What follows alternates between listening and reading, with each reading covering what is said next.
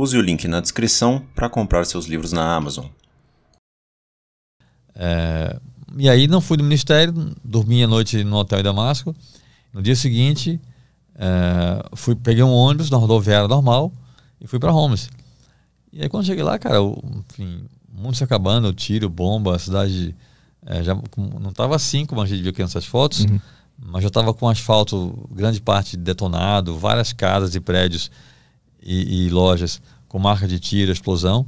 Mas na rodoviária estava tudo bem ainda, meio que estava tudo meio vazio, assim, não tinha nada acontecendo, né? Que é um péssimo sinal, né? Porque era um sábado e o normal é que aquela rodoviária estivesse cheia, né? Cidade grande e estava quase vazia. Só tinha uns taxistas, né? Tinha poucos taxistas, exatamente. Que aí tem a história que tu tem que convencer um deles a te levar pra cidade mesmo, centro, né? Aí no caminho para lá, a gente vendo barreiras militares, né? Várias barreiras paravam e aí pediam passaporte, eu mostrava, quando os caras viam que eu era jornalista, que estava com visto, tudo legalizado, liberavam, até que numa barreira militar não liberaram, pegaram passaporte, me colocaram, eu estava num táxi, né? Me levaram até um ponto, me tiraram do carro, o carro foi embora e eu fiquei no chão, cercado por militares sírios, os caras apontando arma na minha cabeça, gritando comigo em árabe. Foi bem punk, cara. Antes de entrar tu tinha que ir até o hospital, né? Eu ia encontrar com o meu contato no hospital, Isso, tu encontrou a tua fonte lá, o teu contato no hospital. No meio desse caminho, tu parou numa das barreiras, eles te tiraram do táxi. Exatamente. Enfiaram a arma na tua cara e tu ficou sentado um tempão ali, né? Até chegar um outro cara de jaqueta da Adidas. Pois e aí eu tava lá no chão, né? Os caras... Rolou uma coisa muito louca nesse momento, porque ficavam 7, 8 caras apontando armas na minha cabeça e gritando comigo em árabe, né? E, cara, assim, eu achando que ia ser executado, né? E aí os caras faziam isso, paravam, aí saíam, ficavam só 3 ou 4 de olho em mim, aí daqui a pouco voltavam os outros e continuava aquela coisa, aquela tortura psicológica de novo, né? Os caras apontavam a arma na minha cabeça. Cara, é um negócio tão pesado para a sua cabeça que tinha hora que eu quase pedia pro cara atirar, sabe? Para acabar com aquele negócio logo. E aí teve uma hora que um deles falou assim para mim: Brasília. Aí eu falei: isso, eu sou brasileiro. Aí o cara falou: futebol. Aí eu falei: gosto de futebol. Aí eles riram e aí um deles falou assim para mim: Real Madrid ou Barcelona?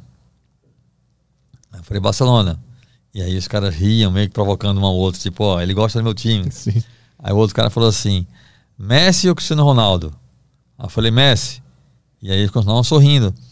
E aí um outro cara falou assim: Maradona ou Billy? Eu falei: Billy? O cara: Billy, the black guy. Eu falei: não, the black guy é Pelé. O nome do cara é Pelé. E aí eles riam. Né? Agora, curioso é que essa conversa de futebol tão amena rolou com os caras apontando arma pra mim, entendeu? Sim. Ninguém parou de colocar arma na minha cabeça para falar de futebol, não. Era conversando com os fuzis da minha cabeça, assim. Mas é engraçado que por trás daquilo tem um ser humano ali que quer interagir, sempre tem, e ser da paz, sempre né? tem, cara, sempre tem. Sempre tem, ninguém é só perverso, entendeu? Sempre tem um ponto ali de mandar. Até porque, cara, e lá na Síria eu vi claramente isso, não tem só vilão nem inocente na história. Os dois lados têm os erros, entendeu? Tanto o governo quanto os rebeldes, né? Os dois lados têm seus erros e seus acertos. E foi isso que me levou a querer ir para a Síria. Eu sempre falei que eu queria mostrar o lado humano da guerra. Porque, para vergonha da imprensa brasileira, até hoje eu sou o único jornalista do Brasil de um veículo grande que foi para a Síria cobrir a guerra. Né? Isso é ridículo, cara. A gente tem imprensa grande, forte, e as pessoas não vão, cara, cobrir a guerra de verdade. Teve jornalistas que foram do Brasil e ficaram em Damasco. Não era, assim. Você ficar em Damasco é como imagina que está rolando uma guerra em Campinas. Imagina que o Brasil entra em guerra, Campinas é o foco. Tá lá, o governo federal, o exército bombardeando Campinas. Aí o cara sai de Nova York para cobrir a guerra e fica aqui em São Paulo. Não cobriu a guerra, né? Sim. É isso, entendeu? É isso. Inclusive foi proposto para ti, né? Quando tu chega lá em Damasco, algum amigo teu fala, fica ainda mais que faz a matéria daqui mesmo. Exatamente. E não vai pra lá. Exatamente. Mas nesse momento que te tiraram do táxi e ficaram conversando de futebol contigo, o que tava acontecendo? Tava esperando o que ser resolvido? Eu não sabia, ninguém me dizia nada, cara. Isso era uma coisa que foi muito angustiante, porque ninguém me disse nada.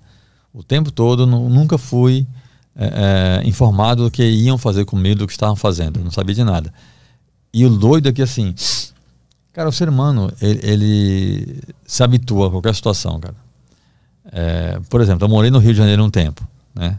Fui lá dirigir uma revista em no final de 2008 para 2009. E no Rio, cara, tem dia que o túnel fica fechado pelo tráfico. O tráfico fecha o túnel, acabou. Nossa redação ficava no centro. Várias vezes à noite a gente ouvia tiros no morro. E a parte do dia a dia. Pessoas se acostumam a isso. Vira rotina. E aí lá na Síria, eu, nesse momento, né, eu no chão, lá na calçada, os caras perto de mim, né, com a arma na minha cabeça, conversando sobre futebol, e a gente ouvindo tiros, bombas pela cidade, cara. Você tá aqui conversando, né, povo, e tá tudo normal. Mas nesse início os caras nem susto tinham mais, entendeu? Mas tu tava... Não, claro, né? Eu ouvi os tiros e eu ficava, cara... Tu tava assustado, né? Tá muito mais perto do que a gente imagina, né? Sim. Você via claramente. É que tu ficou quantas horas nessa situação?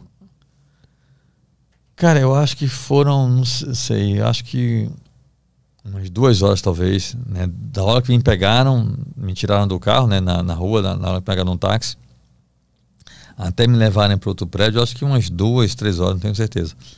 E aí, arrumaram um sargento que falava inglês, né? Foi um cara muito gente boa, e assim, um cara genial, que ajudou bastante. E a coisa estava assim, caminhando, a gente conversando, tudo se esclarecendo. O Yassin, inclusive, me falou como eu chegaria ao hospital para onde eu ia, né? Dava para ir a pé, eu já estava até sabendo o caminho que eu ia fazer, né? Quando chegou um carro civil, né? Saíram 3 caras, sem identificação, sem uniforme, sem nada. Isso é muito preocupante. Porque, cara, nessa situação, carro civil e sujeito sem uniforme é milícia, né? E aí, esses 3 caras me colocaram dentro do carro, né? E a coisa ficou mais tensa para mim, porque um dos soldados, né, que tinha sido legal comigo, o cara falou, I'm sorry, my friend. Quando te pegaram. Quando me pegaram. Aí eu falei, pô, então agora ferrou, né? E aí me colocaram, tinha um cara dirigindo e outros 3 caras, né? Esse carro. Um dos caras pegou a minha mochila e foi com ela no colo do banco da frente. Eu fui no banco de trás com 2 caras do meu lado, né? E os 2 com a arma apontada para mim. E esse carro saiu, né, por dentro da cidade de Homs. E eu vendo a cidade toda destruída, toda aquela cena, né, pavorosa. Garotos muito jovens, com camisas de clubes da Europa, do Arsenal, do Real Madrid, do Barcelona, do Liverpool, do Milan, os vinhos correndo pela rua, com armas na mão, com fuzis, dando tiros para o céu e gritando Allahu Akbar, Allahu Akbar, quer dizer, Deus é grande em árabe, né? E eu sabia que aqueles garotos eram rebeldes, né? E o carro passando no meio da rua, e eu vendo tudo isso, e eu pensei, cara, esse cara vai me matar, né? Porque sabem que eu sou jornalista, eu tô aqui no meio da guerra, estão me deixando ver tudo isso, né? É porque vão me matar, né? Porque se não quisessem que eu visse, podiam colocar uma coisa na minha cara, cobrir minha cabeça. Mas não, se estão me deixando ver tudo isso, é porque vão me matar. E aí comecei a trabalhar na minha cabeça com essa ideia de que eu estava sendo levado para ser executado, né? Que era uma coisa que eu já tinha, né, colocado em mente que podia acontecer. Eu não queria morrer, obviamente, né? Mas estava achando que é isso que ia acontecer. Tu conseguia aceitar essa ideia ou era desesperador? Cara, foi doido, porque ao mesmo tempo que eu não queria morrer, estava com medo de morrer, eu sabia que podia acontecer, entendeu? Então eu não me sentia muito no direito de apavorar, entendeu? Porque estava no pacote, entendeu? Sim, digamos tu assinou assim. Esse plano quando tu foi pra lá. Tava no pacote.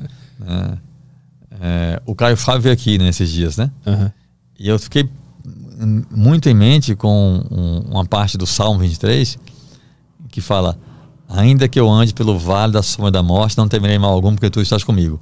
Eu fiquei pensando nesse verso o tempo todo na minha cabeça, nesse caminho. Qual é a sensação de saber que está prestes a morrer? Eu quero entender mais. Então, como é que é isso? Vamos chegar lá, Vai melhorar a situação ainda. Aí, esse carro me levou num prédio público, né?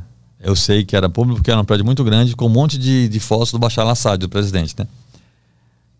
E aí, esse cara que estava no banco da frente, com minha mochila, ele saiu do carro com um fuzil, colocou na minha nuca e ele ia me conduzindo, né?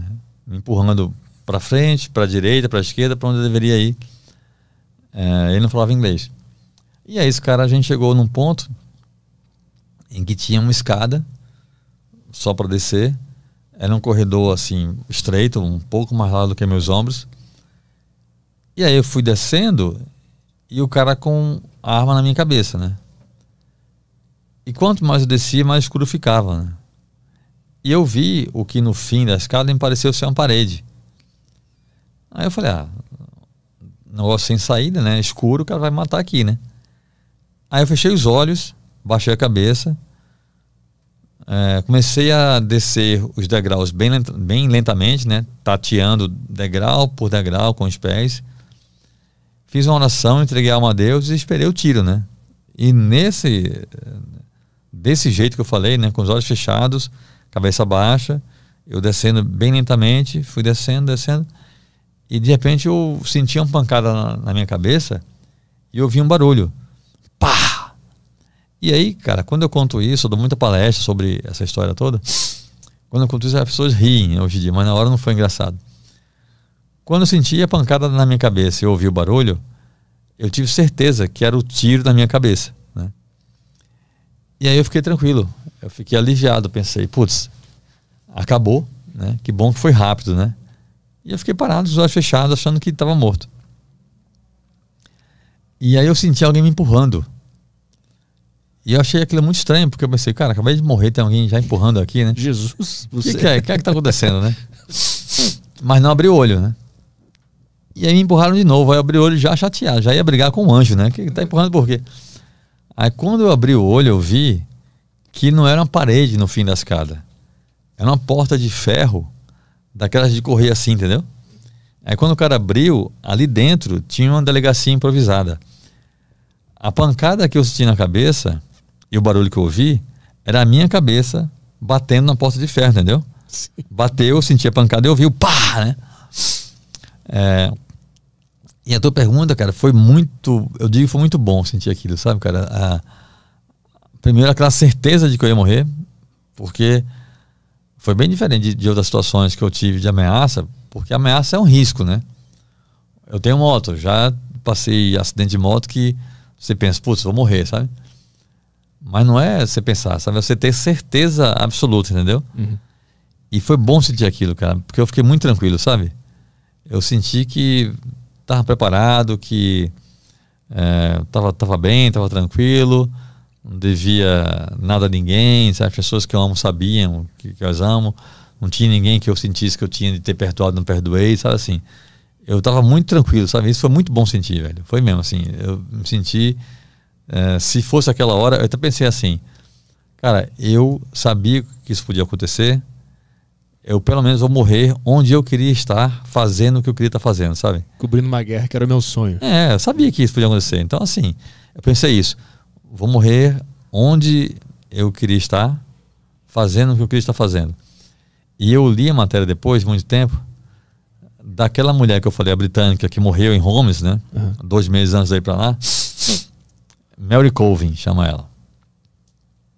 E eu vi a matéria depois sobre o caso dela, a mãe dela dizendo, estou muito triste, obviamente, mas o que me consola é saber que minha filha morreu fazendo o que ela amava. Então, assim, eu sentia isso, sabe assim, cara, estou em paz com Deus, com as pessoas que eu gosto, vim aqui fazer meu trabalho que eu queria fazer, se for para morrer assim, tá tudo bem, entendeu? Uhum. Então é um sentimento de paz quando eu senti. Tu tá perto da morte. No meu caso, sim. Tem gente que se desespera, né? Uhum. Eu não, eu fiquei muito tranquilo, cara, de verdade. Mas aí tu entra nesse lugar e aí tem um cara magrinho lá. O cara que parecia ser o chefe deles, né? Parecia ser o delegado lá. E o cara começou a... Eu fui fichado, né? Que pouco depois, né? Alguns dias depois, o que eu achei muito humilhante acabou sendo uma coisa boa, né? Mais pra frente. Fui fichado, pegaram minhas digitais de todos os dedos.